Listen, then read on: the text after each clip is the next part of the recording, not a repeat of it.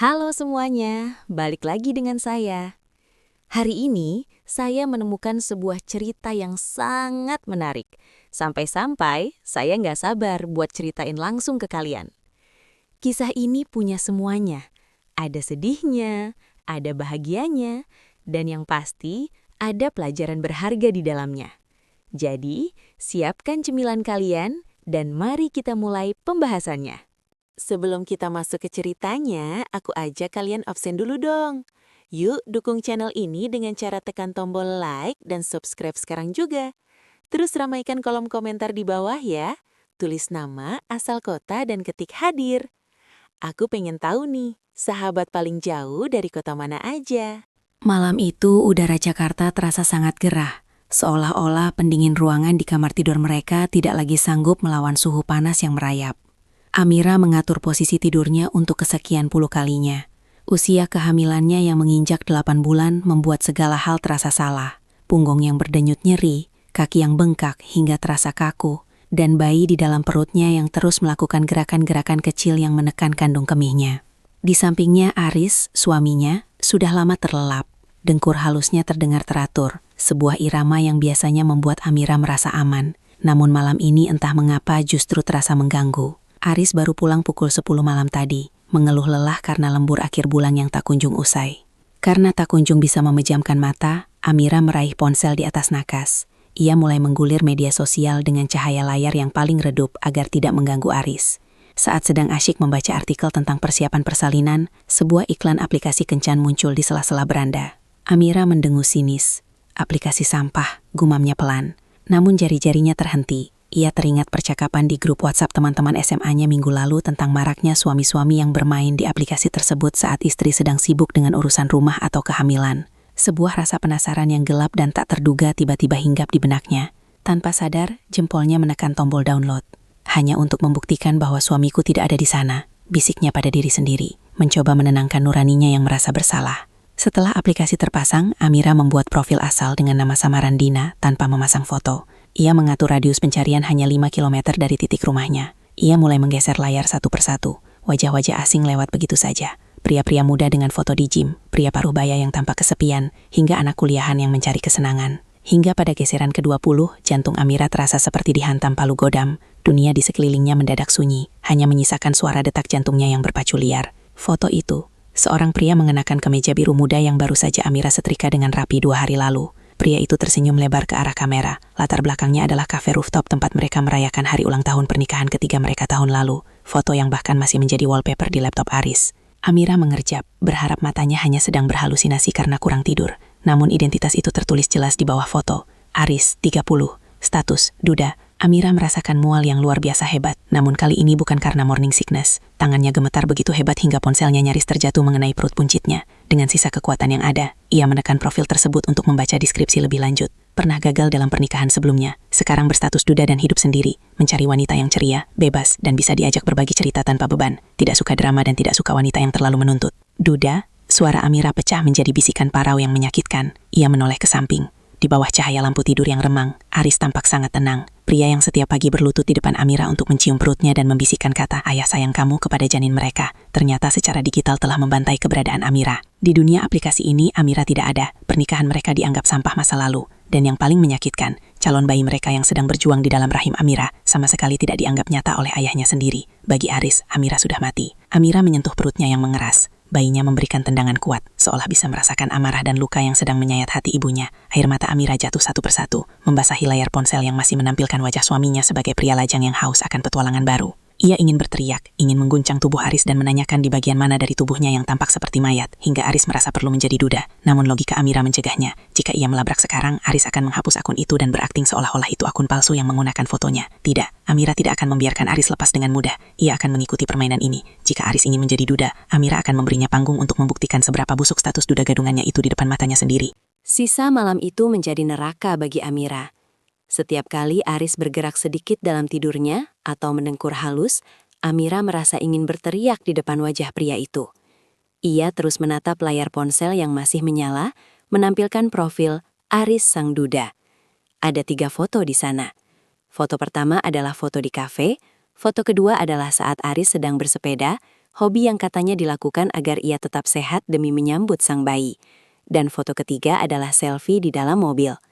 Mobil yang cicilannya sebagian besar dibayar dari uang pesangon Amira saat ia berhenti bekerja karena kondisi kehamilannya yang lemah di trimester pertama. Pagi harinya, Aris bangun dengan keceriaan yang seperti biasanya. Ia menggeliat, lalu segera berbalik menghadap Amira yang masih memejamkan mata, berpura-pura tidur. Ia mengecup kening Amira dengan lembut. "Pagi sayang, kamu kok pucat sekali? Tidurnya tidak nyenyak ya?" tanya Aris dengan nada yang sangat perhatian. Tangannya mengusap perut buncit Amira dengan sayang.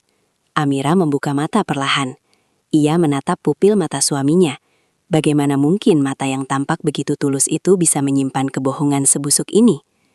"Iya, punggungku pegal sekali semalam," jawab Amira singkat, mencoba sekuat tenaga agar suaranya tidak bergetar. "Sabar ya sayang, 1 bulan lagi si kecil lahir. Nanti kalau sudah lahir, kita liburan singkat ya, supaya kamu segar lagi," ujar Aris sambil beranjak ke kamar mandi. "Liburan? Kemana?" "Ke tempat kencan yang kamu cari di aplikasi itu," batin Amira.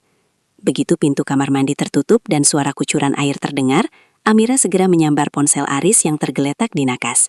Ia tahu sandinya, tanggal pernikahan mereka. Namun saat ia memasukkan angka itu, ponselnya menolak. Sandinya sudah diganti. Amira tersenyum getir. Semuanya sudah jelas. Aris bukan hanya sedang iseng, dia sedang membangun benteng rahasia. Sambil menunggu Aris selesai mandi, Amira kembali membuka aplikasi di ponselnya sendiri. Ia melihat profil Aris berstatus online. Di dalam kamar mandi, sambil bersiul-siul, suaminya ternyata sedang menyapa wanita-wanita asing di luar sana. Amira mulai merencanakan sesuatu. Ia tidak akan menjadi istri yang menangis terseduh-seduh dan memohon suaminya untuk berubah. Ia akan mengikuti permainan Aris. Jika Aris ingin menjadi duda, Amira akan memberikan panggung yang paling megah untuk kebohongannya. Bab 3. Malam yang penuh kepura-puraan. Sore itu Aris pulang membawa martabak manis kesukaan Amira. "Nih buat bumil kesayangan ayah," ujarnya dengan ceria sambil meletakkan bungkusan hangat itu di meja makan. Biasanya Amira akan menyambutnya dengan pelukan, namun sekarang aroma margarin dan coklat dari martabak itu membuatnya benar-benar mual. Ia membayangkan Aris memesan martabak ini sambil membalas pesan di aplikasi Kancan, atau mungkin martabak ini adalah bentuk uang tebusan untuk rasa bersalah yang sedikit tersisa di hatinya. "Mas, tadi di kantor sibuk sekali?" tanya Amira sambil memperhatikan Aris yang sedang mengganti baju kerja dengan kaos santai. "Luar biasa sayang. Klien baru dari Surabaya itu cerewet sekali, rapatnya mundur berjam-jam," jawab Aris tanpa beban. Amira tahu itu bohong. Ia sempat melacak lokasi Aris melalui fitur radius di akun palsunya sore tadi. Aris berada di sebuah mal di pusat kota selama 2 jam, tempat yang jaraknya berlawanan dengan kantor kliennya. Selama makan malam, Aris terus bercerita tentang rencana renovasi kamar bayi. Ia membicarakan pilihan warna cat dan jenis tempat tidur bayi yang paling aman. Amira mendengarkan dengan perasaan hampa. Ia merasa seperti sedang menonton pertunjukan teater kelas rendah. Pria di depannya ini adalah seorang aktor watak yang sangat berbakat. "Kamu kok diam saja, Mir? Martabaknya tidak enak?" "Mas," Amira menatap Aris lekat. "Kalau suatu saat aku meninggal saat melahirkan, apa kamu akan segera mencari ibu baru untuk anak kita?" Aris tertegun, lalu tertawa kecil dan menggenggam tangan Amira. "Ngomong apa sih? Kamu akan sehat. Anak kita akan sehat. Aku tidak akan pernah mencari pengganti. Kamu itu satu-satunya, Amira. Jangan bicara sembarangan." Amira menarik tangannya perlahan. Genggaman itu terasa seperti duri yang menusuk kulitnya. Satu-satunya? Lalu siapa? Aris sang duda yang sedang mencari wanita ceria dan bebas itu. Malam itu, saat Aris kembali tertidur, Amira memantapkan hatinya. Ia mengubah profil akun palsunya di aplikasinya. Ia memasang foto seorang wanita cantik bergaya elegan yang ia ambil dari situs stok foto luar negeri. Ia memberinya nama Rea, usia 26 tahun, status single. Tanpa ragu, Amira memberikan like pada profil Aris. Hanya butuh waktu kurang dari 5 menit sampai sebuah notifikasi muncul. "It's a match. You and Aris like each other." Sore itu Aris pulang membawa martabak manis sekesuan Amira. "Nih, buat bumil kesayangan ayah," ujarnya dengan ceria sambil meletakkan bungkusan hangat itu di meja makan. Biasanya, Amira akan menyambutnya dengan pelukan. Namun sekarang, aroma margarin dan coklat dari martabak itu membuatnya benar-benar mual. Ia membayangkan Aris memesan martabak ini sambil membalas pesan di aplikasi Kencan. Atau mungkin martabak ini adalah bentuk uang tebusan untuk rasa bersalah yang sedikit tersisa di hatinya. "Mas, tadi di kantor sibuk sekali?" tanya Amira sambil memperhatikan Aris yang sedang mengganti baju kerja dengan kaos santai. "Luar biasa sayang, klien baru dari Surabaya itu cerewet sekali, Rapatnya mundur berjam-jam. Jawab Aris tanpa beban. Amira tahu itu bohong. Ia sempat melacak lokasi Aris melalui fitur radius di akun palsunya sore tadi. Aris berada di sebuah mall di pusat kota selama 2 jam, tempat yang jaraknya berlawanan dengan kliennya. Selama makan malam, Aris terus bercerita tentang rencana renovasi kamar bayi. Ia membicarakan pilihan warna cat dan jenis tempat tidur bayi yang paling aman. Amira mendengarkan dengan perasaan hampa. Ia merasa seperti sedang menonton pertunjukan teater kelas rendah. Pria di depannya ini adalah seorang aktor watak yang sangat berbakat. "Kamu kok diam saja, Mir? Martabaknya tidak enak?" "Mas." Amira menatap Aris lekat. "Kalau suatu saat aku meninggal saat melahirkan, apa kamu akan segera mencari ibu baru untuk anak kita?" Aris tertegun, lalu tertawa kecil dan menggenggam tangan Amira. "Ngomong apa sih? Kamu akan sehat, anak kita akan sehat. Aku tidak akan pernah mencari pengganti. Kamu itu satu-satunya, Amira. Jangan bicara sembarangan." Amira menarik tangannya perlahan. Genggaman itu terasa seperti duri yang menusuk kulitnya. Satu-satunya? Lalu siapa Aris sang duda yang sedang mencari wanita ceria dan bebas itu? Malam itu, saat Aris kembali tertidur, Amira memantapkan hatinya. Ia mengubah profil akun palsunya di aplikasi. Ia memasang foto seorang wanita cantik bergaya elegan yang ia ambil dari situs stok foto luar negeri. Ia memberinya nama Rea, usia 26 tahun, status single. Tanpa ragu, Amira memberikan like pada profil Aris. Hanya butuh waktu kurang dari 5 menit sampai sebuah notifikasi muncul. "It's a match. You and Aris like each other." Jantung Amira berdegup kencang saat melihat pesan pertama masuk dari Aris. Di sampingnya, Aris masih terlelap. Namun tangannya yang lain, yang tersembunyi di bawah bantal, mungkin baru saja menekan tombol kirim. "Hai Rea, salam kenal. Fotonya cantik sekali, sejuk dilihat." Amira menarik napas dalam-dalam. Jarinya gemetar saat mengetik balasan. "Hai Aris, terima kasih. Kamu juga terlihat seperti pria yang mapan dan tenang. Sedang mencari apa di sini?" "Hanya mencari teman bicara yang bisa menghargai waktu. Hidupku agak sepi belakangan ini. Sulit menemukan orang yang benar-benar bisa nyambung." "Sepi?" gumam Amira dengan air mata yang menggenang. "Setiap malam aku di sini, melayani semua kebutuhanmu, mengandung anakmu, dan kamu bilang sepi." Amira melanjutkan obrolan itu. Ia ingin tahu sejauh mana Aris akan membuang jati dirinya. Aris bercerita bahwa ia adalah seorang arsitek, padahal dia manajer operasional, dan mengaku hobi traveling ke luar negeri setiap tahun. Kebohongan demi kebohongan mengalir begitu lancar dari jempol Aris. Hingga tiba pada pertanyaan krusial yang diajukan Rea. "Di profil tertulis kamu duda. Maaf kalau lancang, tapi kenapa bisa gagal di pernikahan sebelumnya?" Cukup lama Aris terdiam sebelum membalas. Amira melihat status typing yang muncul dan menghilang beberapa kali di layar ponselnya. Hingga akhirnya, sebuah balasan masuk yang membuat Amira merasa seolah-olah seluruh pasokan oksigen di kamar itu habis. "Mantan istriku meninggal setahun yang lalu. Ada komplikasi saat dia sakit. Sulit bagiku untuk bangkit, tapi aku rasa sekarang waktunya untuk membuka lembaran baru." Amira melempar ponselnya ke ujung kasur. Ia menutup mulutnya dengan tangan agar isakannya tidak pecah. Aris bukan hanya mengaku duda, Aris mendoakannya mati. Dia membunuh Amira dalam ceritanya agar ia tampak seperti pria malang yang butuh dikasihani oleh wanita baru. Keesokan harinya, Amira bertindak seperti biasa, meski hatinya sudah hancur berkeping-keping. Ia menyiapkan sarapan, merapikan kemeja Aris, dan mencium tangannya saat ia berangkat kerja. Namun, begitu mobil Aris keluar dari gerbang, Amira langsung kembali ke ponselnya. Obrolan sebagai Rea berlanjut sepanjang hari. Aris menjadi sangat agresif. Ia mulai mengeluh tentang masa lalunya kepada Rea. "Jujur Rea, pernikahanku dulu sangat melelahkan. Mantan istriku orang yang baik, tapi dia terlalu menuntut. Dia tidak paham kalau aku butuh ruang untuk diriku sendiri. Apalagi di akhir-akhir masa hidupnya, dia jadi sangat membosankan. Aku merasa terjebak." Amira mencengkram pinggiran meja makan. Membosankan? Apakah karena Amira sering mengeluh mual? Apakah karena Amira tidak bisa lagi menemaninya pergi ke pesta karena perutnya yang semakin besar? Apakah karena perhatian Amira kini terbagi untuk mempersiapkan perlengkapan bayi? "Rea, Amira, kasihan sekali kamu Aris. Kamu pasti butuh seseorang yang bisa memberikan kebahagiaan tanpa drama ya." Tepat sekali, kamu pintar sekali menebak. Bagaimana kalau kita bertemu? Aku ingin sekali melihat mata cantikmu secara langsung. Kebetulan besok sore aku sengaja mengosongkan jadwal untuk me time. Amira tersenyum getir. Me time? Besok sore seharusnya Aris menemaninya kontrol ke dokter kandungan untuk jadwal pemeriksaan USG terakhir sebelum bersalinan. Aris sudah berjanji sebulan yang lalu. Rea, Amira, tentu di restoran Bunga Biru jam 5 sore. Jangan telat ya Aris. Aku tidak akan melewatkan kesempatan ini untuk dunia, Rea. Sampai jumpa. Amira meletakkan ponselnya. Air matanya sudah kering, berganti dengan tekad yang dingin. Besok adalah hari di mana ia akan melahirkan kebenaran yang paling menyakitkan, tepat sebelum ia melahirkan bayinya ke dunia. Ia akan datang ke restoran itu, membawa seluruh beban kehamilan yang dianggap Aris sebagai drama membosankan, dan menunjukkan pada Aris seperti apa wajah kematian yang dia ceritakan pada wanita asing itu. Restoran Bunga Biru sore itu tampak elegan dengan alunan musik jazz yang lembut.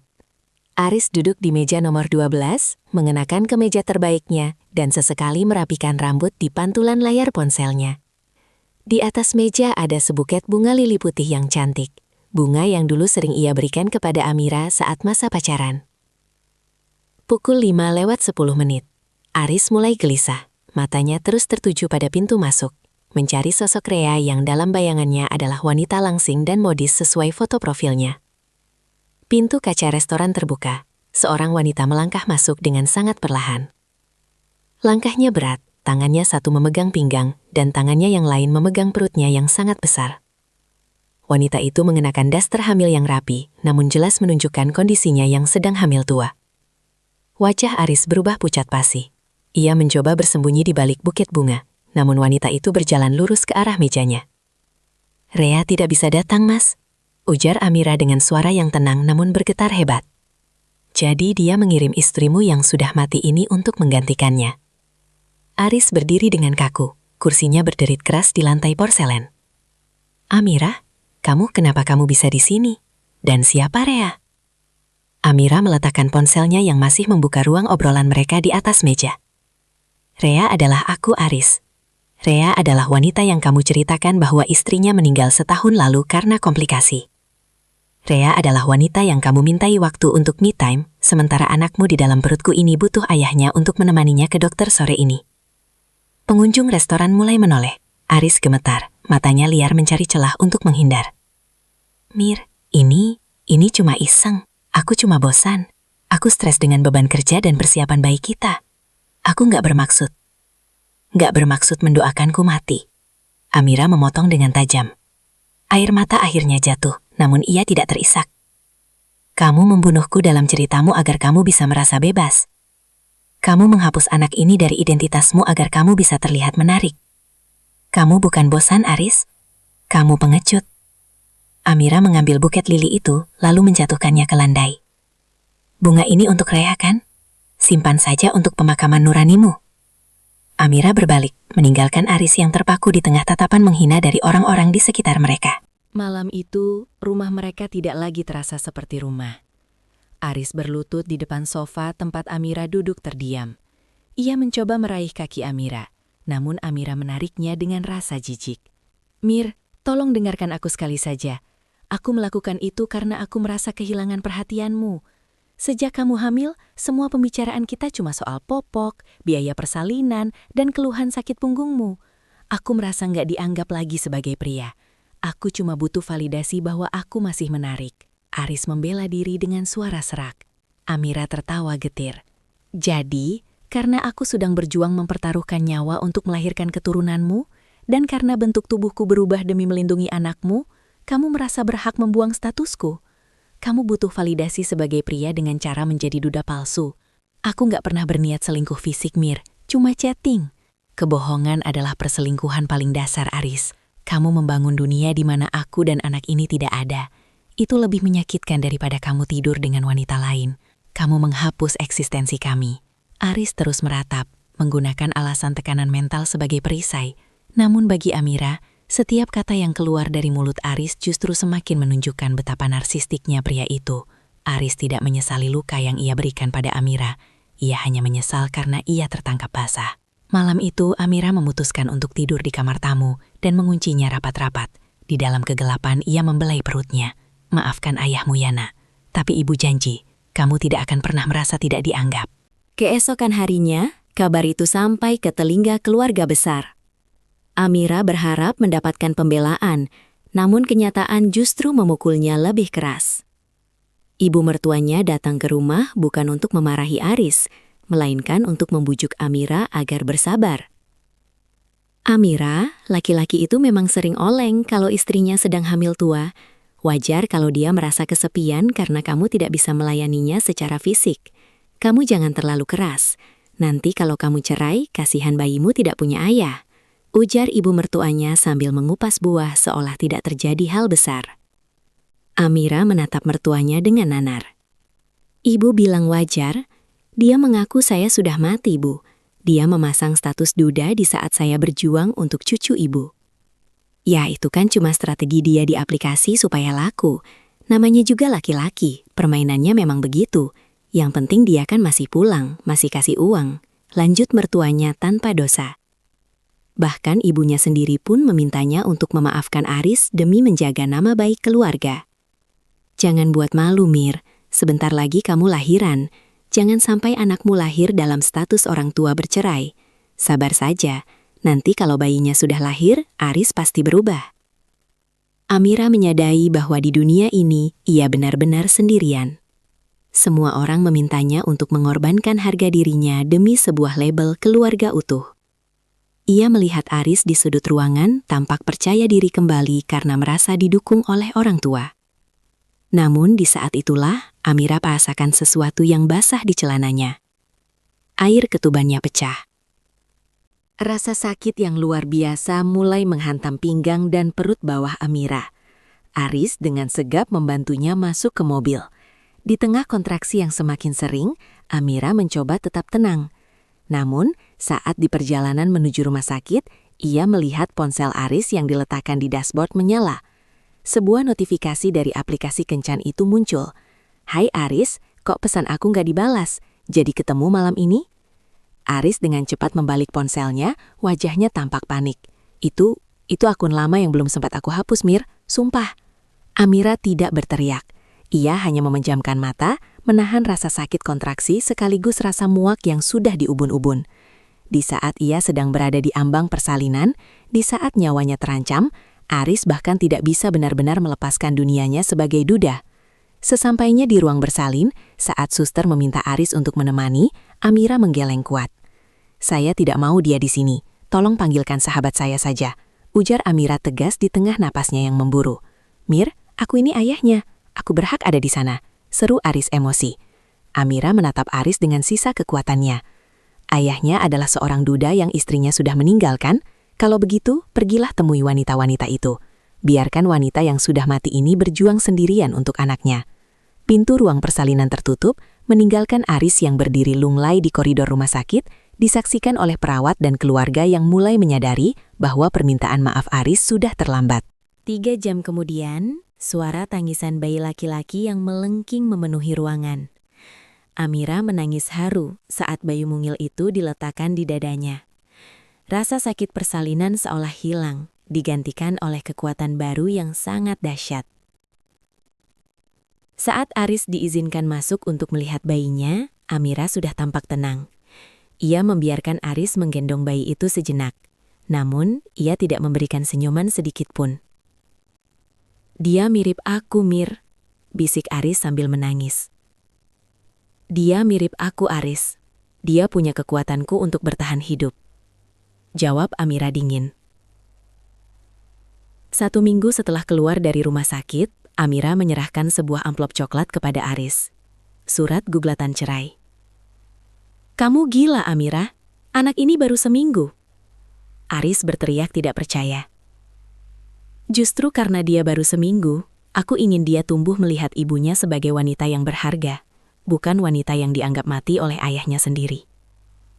Aku tidak butuh pria yang mencintaiku hanya saat aku cantik dan tidak merepotkan.